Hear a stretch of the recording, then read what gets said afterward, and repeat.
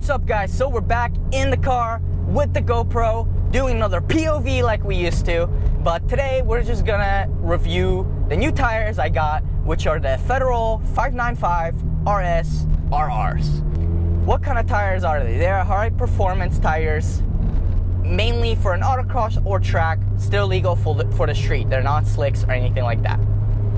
So what are they compared to? They're compared to a Toyo R888 or a Hankook RS3, which are now called RS4s. So I'm just gonna go over some, whatever I come up, 3-4 negative aspects of the tires, and then I'll give you some positive aspects, and then in the end I will conclude if I recommend this tire for you or not. So we're gonna start with the negatives. The biggest negative of this tire would have to be the road noise. The road noise is crazy. It is one of the loudest tires I've ever owned, and that says a lot because I've had a lot of, like, I don't know, lesser tires. So it's a lot coming from me because my car is pretty much almost straight piped, and I can still sometimes hear the tires, especially when they're on low RPMs. I can hear them. Like, I can hear them right now, me just driving 3,000 RPM, car's not that loud, and I can hear them. So, especially on a highway, just cruising. So that's one big thing. These things are loud. Be prepared to hear a bunch of whooshing sounds coming from the tires. It's just, that's how they sound. Another negative aspect would have to be the grip levels, as in these grip levels on these tires are fantastic, but there's this aspect of it where they're kind of hard to predict when you're coming into a corner. The turn in is very kind of vague. I've driven cars with whatever Super Pilot Sports, Hankook RS3s, and all kinds of other tires, and they're more predictable. You can feel the grip when you're coming in, but here it's kind of, you can't really feel the grip of it, but it's there. I don't know how to explain it, but they're kind of vague when it comes into the turning. All right, another big thing that is kind of, I don't know, it's not really the tire, like the problem of the tire, as more of the manufacturer, which is Federal. Their tire sizes are off. Plain and simple, they're literally off. So let's say you order you usually have a 245. When you are ordering the Federal, you should get a 235. They run a size bigger than they are actually promoted. And so that's one thing that you should be considering when buying this tire. It is marked one size smaller than it actually is. So whatever size you run, buy one smaller when buying these tires. All right, so I actually came up with more negatives than I thought.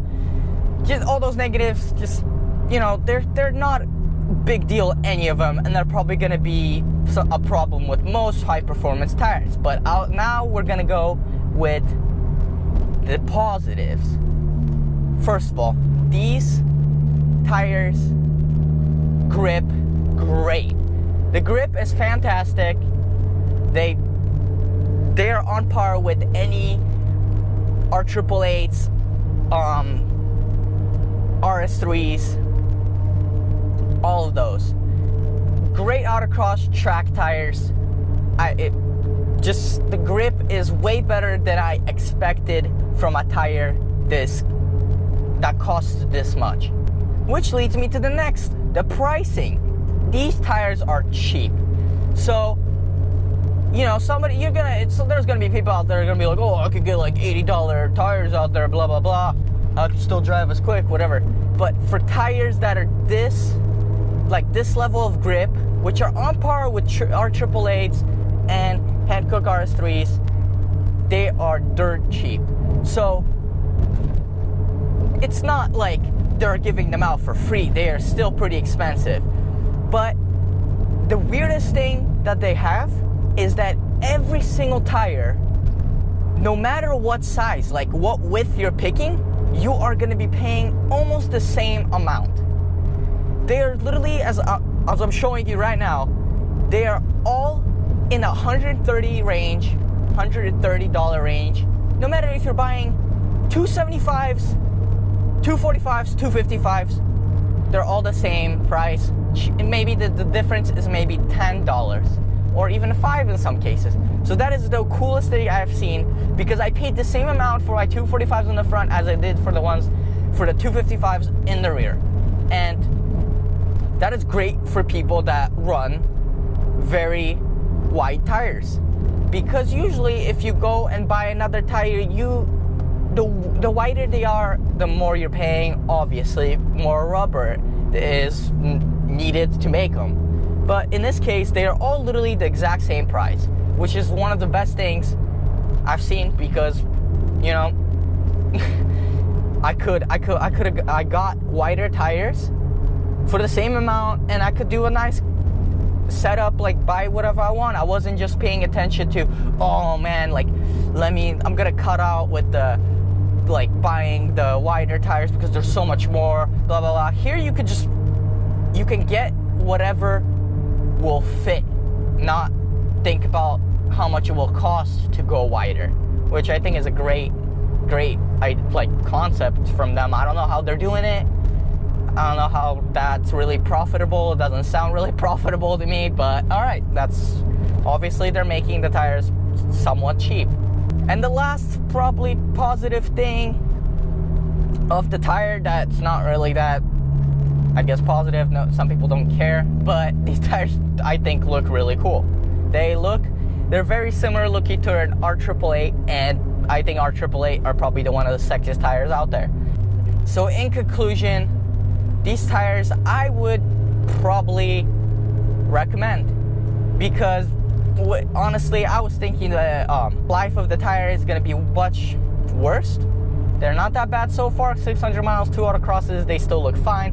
Plenty of autocrosses left in it, and the grip levels are amazing. The prices are perfect for someone that, you know, younger person that doesn't want to spend $2,000 or whatever amount it is for Super Pilot Sports and still get a great amount of grip. And, you know, if you're looking to go and race on a track and stuff, you're gonna wear out a tire no matter what tire it is. And with these you can have good grip and it's not gonna kill your budget. So I think the pricing and everything's great, and I honestly recommend these tires. I've already got multiple people to try it out. They drove with me and they said they're great, and a lot of people are starting to use them in autocrosses, and a lot of people are starting to use them on the track, and I think they're great and I would recommend them. Just remember, when you're buying them, keep in mind those negative parts where you are gonna be giving away some luxury aspects, like the noise. It is gonna be loud in here. You have a loud car like me and you don't give a shit, you just want to go fast and on the track, and you already take a lot of crap from your car, like loud exhausts and stuff like that, you are not gonna care at all. But if you drive a luxury car and you don't want noise, you want to be Mr. Pimp Daddy going down the street in a quiet ass Mercedes, then probably not for you. But yeah, that's pretty much it. So hopefully you guys found this review helpful, and I'll give a pull for you guys.